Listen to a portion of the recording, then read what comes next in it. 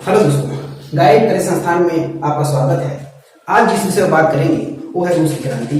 रूस की क्रांति जो कि हम लोग पढ़ रहे हैं, पिछले कई दिनों से क्लास चल रहे हैं उसके, लेकिन रूस की क्रांति का आज अंतिम विषय रहेगा। उसके समरी को भी समझा जाएगा कि रूस की क्रांति कैसे विश्व स्तर पर अपना छाप छोड़ दिया। एक बात और मैं आपसे शेयर करना चाहता हूँ, साइंस विषय के लिए, स्पेशली फिजिक्स के लिए एक हमारे नए टीचर जुड़ चुके हैं, जिनका वीडियो आप देख चुके हैं, जिनका नाम शशि भूषण सर है।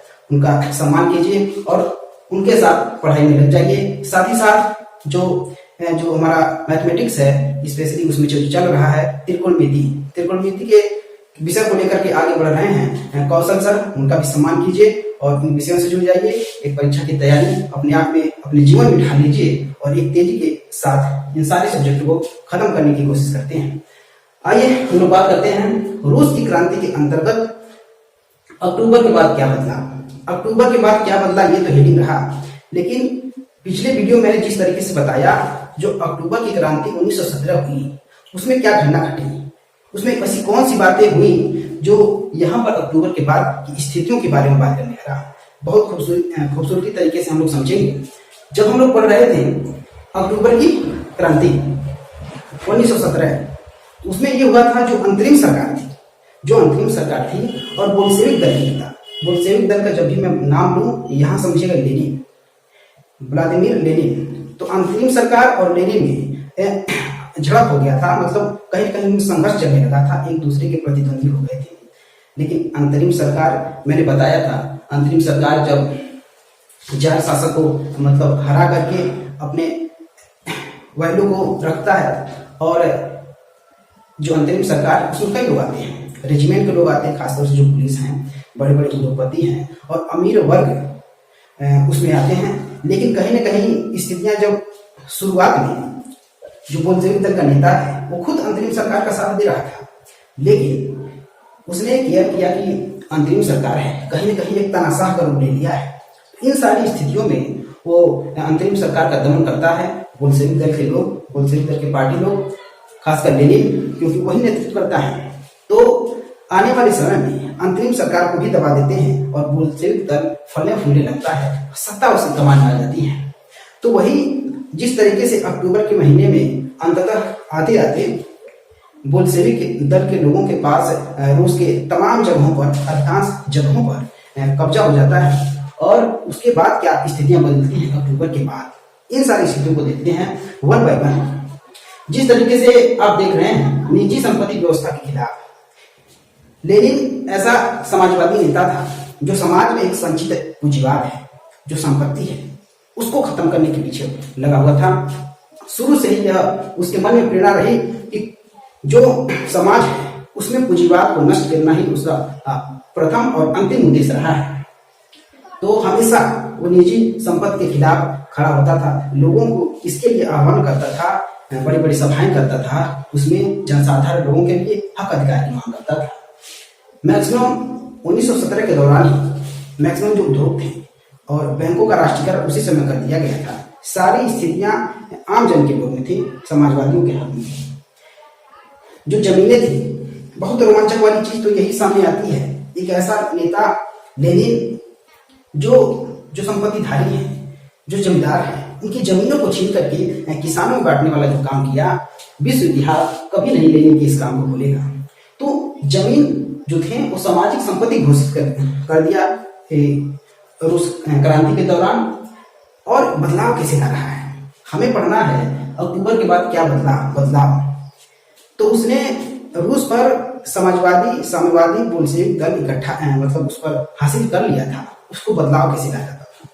जो अभिजात्य वर्ग है, जो स्पेशली जो बड़े बड़े उच्च वर्ग के जो वर्ग होते थे, वो खासतौर से जो पदवी धारण करते थे उसको समाप्त कर दिया। जो बड़े बड़े मकान मालिक थे, बहुत बड़े एक बिल्डिंग के रूप में अपने पूरे महल को सजाए हुए थे, तो इस लेनिन के हक अधिकार में आकर के वहां के उसके सहयोगी मकान को ही खंडित कर देते हैं। मतलब मकान मालिक को तो रहने देंगे, लेकिन उसमें भी कई बंटवारा कर देते हैं। बंटवारा इसलिए कर देते हैं जो बेघर है, जो जिनके पास घर नहीं है, उनको रहने की व्यवस्था वहां तो कर देते हैं। इतना बदलाव ला देते हैं। उस समय जो रूसी सरकार के जो अफसर होते थे, जो सिपाही होते थे, जो रेजिमेंट के लोग होते थे, यहाँ तक कि उनकी वर्दियां बदलवा दी गई। लेनिन के दायरे में रह करके ये सारी चीजें होती चली जा रही थी।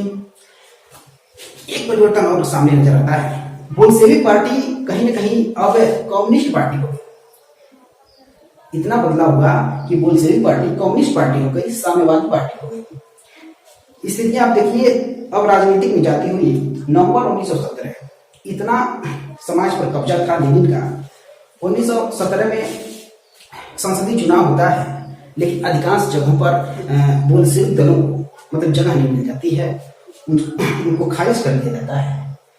जनवरी 1918 में इस बात का ऐलान करता है जो ये चुनाव हुआ है वो कहीं न कहीं अनिश्चित कार्यकाल में हुआ है।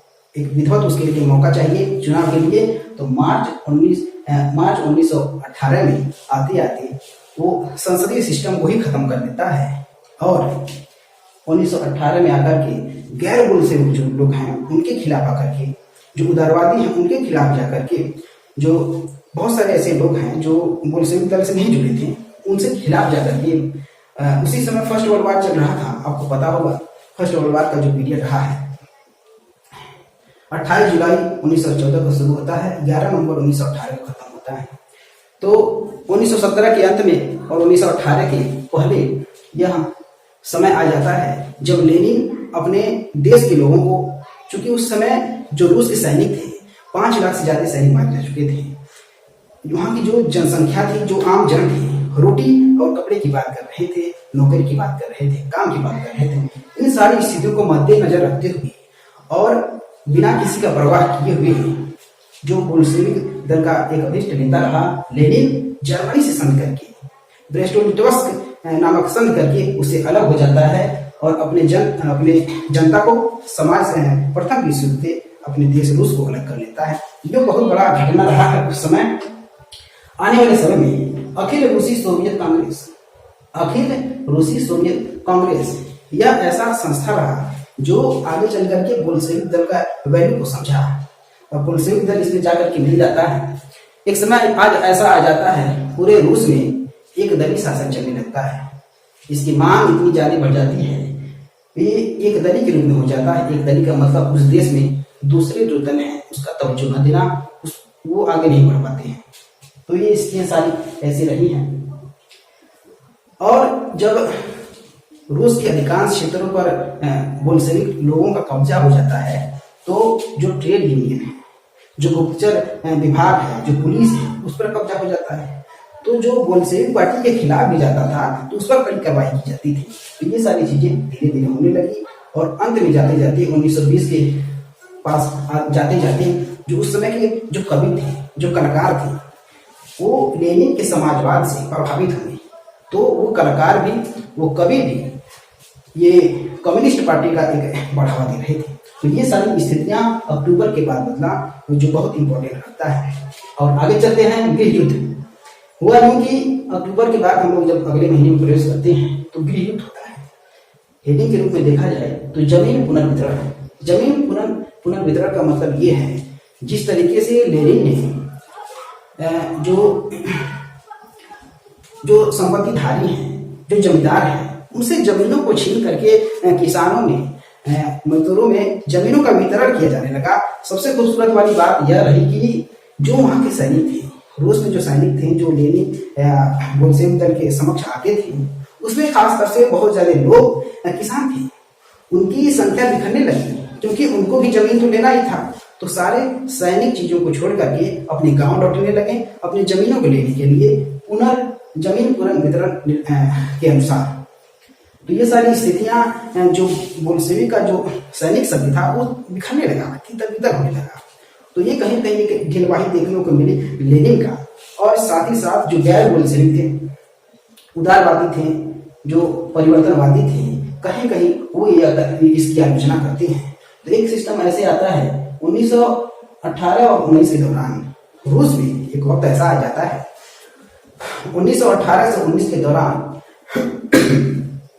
रूस के बहुत ज्यादा हिस्सों पर गैर बोल्शेविक दलों का, समाजवादियों का और जो जार समर्थक थे जो उस समय जो तानाशाही शासक था उसके समर्थक जो है कि काबिज हो जाते हैं। लेकिन परिस्थितियां एक जैसी नहीं रहती हैं। जो सामाजिक क्रांतिकारी हैं उसे ग्रीन्स बोलते हैं, जो बोल्शेविक वाले हैं उसे रेड्स बोलते हैं, रेड्स। इस तरीके से सिस्टम आगे बढ़ता जा रहा था।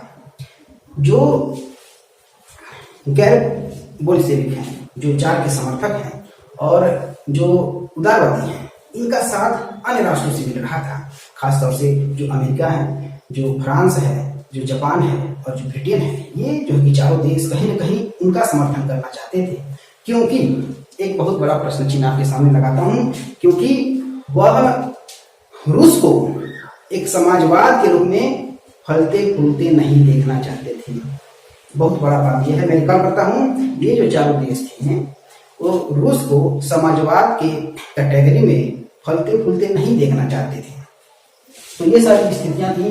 तो जिस तरीके से आपने देखा कि जब जमीन पुनर्वितरण का निर्माण होता है, प्रक्रिया शुरू होती है, तो लेनिन का ही एक कार्यक्रम रहा जिसके तहत बहुत सारे किसान ही सैनिक होते थे। तो अपने घर लौटने लगते हैं, तो माहौल थोड़ा सा बिगड़ जाता है यहाँ आकर के। तो अपने में ही रूस में ही सैनिकों में ही खासकर से गृह युद्ध के रूप में देखा जा सकता है। अगला हेडिंग जो हम लोगों का है, समाजवादी समाज का निर्माण। इस समय जब बात करते हैं हम लोग समाजवादी और समाज का निर्माण, इन दिस टाइम जो बैंक नेशनलाइजेशन हो रहा है, जो बैंक नेशनलाइजेशन हो रहा है और जो जमीन का समाजीकरण है, यह प्रक्रिया तेजी से आगे बढ़ रही थी। बैंकों का राष्ट्रीयकरण कर देना, उनका सारा विभाग सरकारी हिसाब से चलने लगना, ये होता है नेशनल का राष्ट्रीयकरण होना। जमीन समाजीकरण का मतलब ये होता है, जमीन समाजीकरण का मतलब होता है जमीनों को समाज में बांट देना, किसानों में बांट देना, और ये होता है जमीन समाजीकरण। तो इन सारी स्थितियां धीरे धीरे अब बोल्शेविक के हाथ में चली जाती हैं। अब क्या करता है लेनिन और बोल्शेविक पार्टी, अर्थव्यवस्था को और बेहतर करने के लिए पंचवर्षीय योजनाएं चलाते हैं। जैसा कि आप जानते हैं भारत में पंचवर्षीय योजनाएं चलती हैं। 1951 से भारत में पंचवर्षीय योजनाएं आज भी कार्यरत हैं। तो उस समय जो है कि एक अलग बदलाव के लिए, एक और विकास दर की वृद्धि के लिए पंचवर्षीय योजना लागू होता है। ये 1927 टू 1932 और दूसरा पंचवर्षीय योजना है 1933 टू 1938। ये जो पंचवर्षीय योजनाएं रही हैं, इसमें काफी बेहतर रिजल्ट मिलता है, क्योंकि 1927 से 1932 के दौरान जो तेल उत्पादन थे, जो कोयला उत्पादन थे, जो स्टील उत्पादन थे, उसके उत्पादन में, उसके प्रोडक्शन में 100% की बढ़ोतरी होती है। तो ये बहुत बेहतरी वाली बात रही है। लेकिन इतनी तेजी से निर्माण कार्य भी उस समय, इतनी तेजी से निर्माण कार्य भी परिस्थितियां बदल देती हैं, कार्य स्थितियों को खराब कर देती हैं। क्योंकि 3-4 सालों में ही विद्यार्थ प्राप्त कर लेते हैं, लेकिन आने वाले समय में जो मजदूर वर्ग है उस पर काफी मुसीबत का सामना करना पड़ता है। उस समय लगभग 550 जो कार्य थे वो रुक जाते हैं। जो उस समय जो माहौल था, जो ठंडी का जो खासतौर से जो माहौल होता है, उसमें मजदूरों को चौथे मंजिले से नीचे आते थे और सड़क पार करके शौचालय के लिए जाते थे। 40 डिग्री कम तापमान में प्रक्रिया अपनानी पड़ती थी। ये सारी समस्याएं धीरे धीरे उत्पन्न होने लगती हैं। फिर भी एक अच्छा वक्त लेकर के बोल्शेविक पार्टी के लिए सामने आता है। तो आगे आने वाली जो कड़ी है हेडिंग के रूप में है स्टालिनवाद और सामूहिकरण।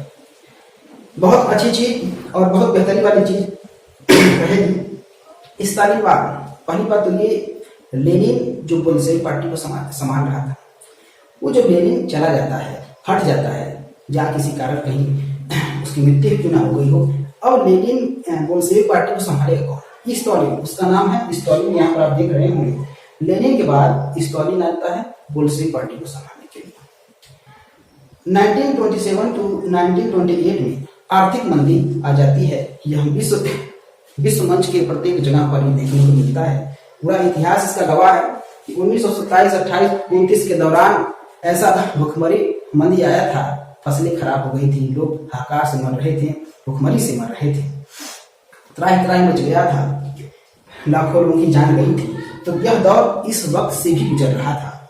तो होता क्या है, जो स्टालिन है, यहाँ पर तो स्टालिन आ गए। स्टालिन क्या करते हैं, किसानों के जो दाम है वो तय करते हैं।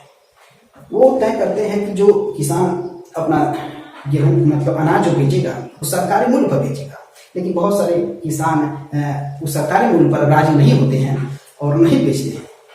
तो जो स्टालिन है वो समझता है जो नहीं बेच रहा है, जो ऐसा काम कर रहा है, नहीं कर पा रहा है, वो कहीं ना कहीं अमीर किसान है, व्यापारी है। यही वो लोग हैं जो अनाजों को अपने गोदाम में रखे हुए हैं और सरकारी दाम पर बेच नहीं रहे हैं, दे नहीं रहे हैं। तो क्या करता है स्टालिन दौरा करवाता है, बहुत सारे स्थलों पर दौरा करवाता है, इन सारी चीजों को समझता है, उन पर कड़ी निंदा करता है और उनका मतलब एक पनिश भी करता है इन सारी चीजों को देख करके।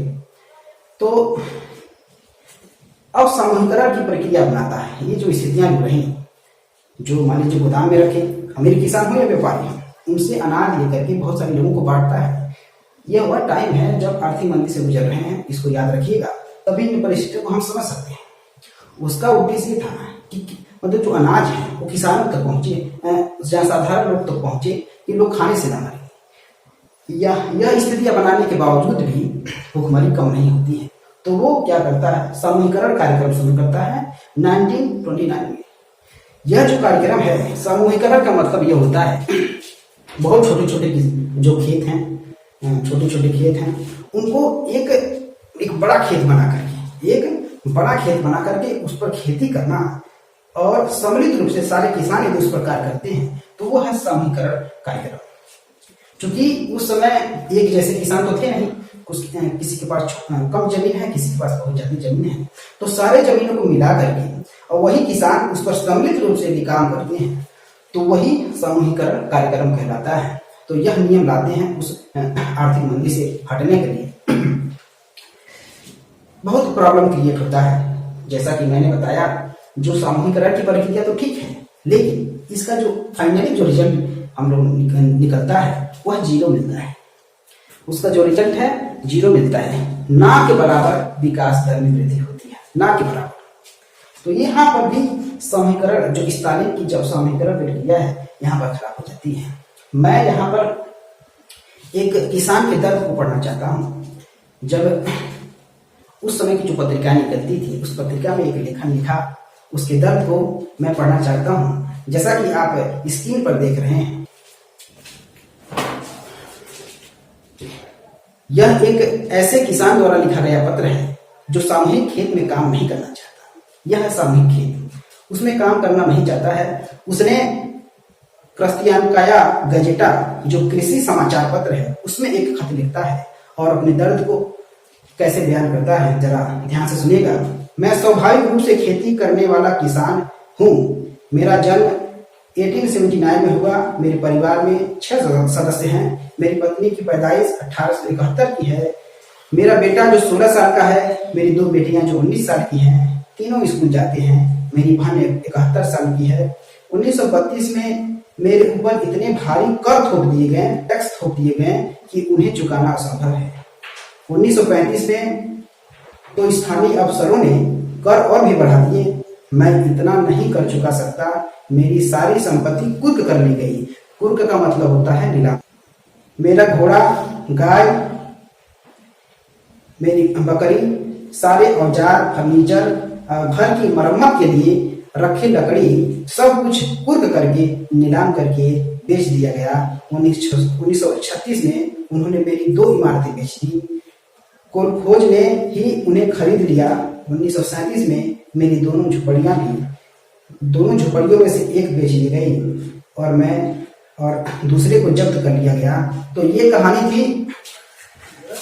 यह पत्र था, यह समाचार पत्र में एक किसान अपने दर्द को कर न देने की वजह से उसके सारे जमीनों को, सामानों को, फर्नीचर को, जानवरों को कुर्क कर लिया गया।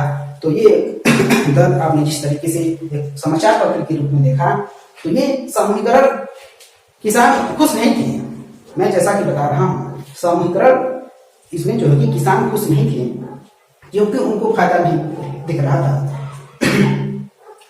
एक घटना सामने आपकी घटित होती है 1932-1933 में, जो फसलें खराब हो जाती हैं, बड़े पैमाने पर फसलें खराब हो जाती हैं अब पूरे रूस में साथ ही साथ पूरे विश्व में यह बात का सबूत रहा है कि उस समय जो खराब फसलों की वजह से जो भुखमरी हुई, उस दौरान 20 लाख से ज्यादा लोग मरे केवल भूख से। अब इसके लिए जो किसान, जो इस तालिबान है, जो सामूहिकरण है, इसके प्रोटेस्ट में यदि वो खड़ा होते थे तो उनको भी जेल में डाल दिया जाता था। ऐसे स्थितियों को देखा जाए तो 1939 के दौरान 20 लाख से ज्यादा कैदी जेल में थे जो सामूहिकरण या इस तालिबान का विरोध कर रहे थे। तो ये सारी स्थितियां रही हैं। अगला जो हम लोगों का हेडिंग रहा है, अगला जो इसके बाद जो हेडिंग है वो रूस की क्रांति और उसका जो वर्चस्व है विश्व स्तर पर, वो है जैसा कि आप स्क्रीन पर देख रहे हैं। इस हेडिंग में मैं बस इतना ही बताना चाहता हूँ। भले ही रूस में एक दौर समाजवाद स्थापित हुआ, कम्युनिस्ट स्थापित हुआ, नहीं हुआ, फिर हुआ, ये सारी स्थितियां चलती हैं, लेकिन विश्व मंच पर एक अहम मुद्दा बनाए रखा, वह मिनहकस किसानों और मजदूरों का जो था, एक ऐसा मुहिम उसने छेड़ा जो विश्व मंच पर एक अपना अलग पहचान बनाया। पूरे यूरोप में, पूरे विश्व में जिस तरीके से रूस की क्रांति को समझा जा रहा था, वो किसानों की क्रांति थी, मजदूरों की क्रांति थी। तो जब रूस की क्रांति और उसके विश्व प्रभाव को हम समझते हैं तो बहुत सारी स्थितियां जो मेहनतकश लोगों के हक अधिकार में चली जाती है कि ऐसा भी हो सकता है जब एक ऐसा समाज, एक ऐसा राष्ट्र बने जब उस पर किसी बड़े तबके का नहीं बल्कि समाजवादियों का, जनसाधारण लोगों का उस पर कब्जा है। तो जिस तरीके से हमने देखा जो रूस की क्रांति है वो फाइनली खत्म हो जाती है। इसके बाद हम लोग जो पढ़ेंगे वो चैप्टर अपने आप में ही एक सार्वभौमिक रूप से बहुत महत्व रखता है। जैसे कि जब अगले चैप्टर में हिटलर का नाम आता है, किस तरीके से हिटलर ने अपने देश जर्मनी में नाजीवाद स्थापित किया और एक तानाशाह के रूप में अपने देश की रक्षा की और अन्य देशों से, अन्य राष्ट्रों से, पूरे यूरोप से लड़ बैठा अपनी जीत के लिए, उस वर्साई किस्म के लिए जो फर्स्ट वर्ल्ड वॉर में हुआ था। इन सारे घटनाओं को, सारे चीजों को एक रोमांचक तरीके से पढ़ते हैं। तो यहीं पर इस विषय को विराम देते हैं। अगले क्लास में मिलते हैं एक नए उमंग के साथ। तब तक के लिए थैंक यू।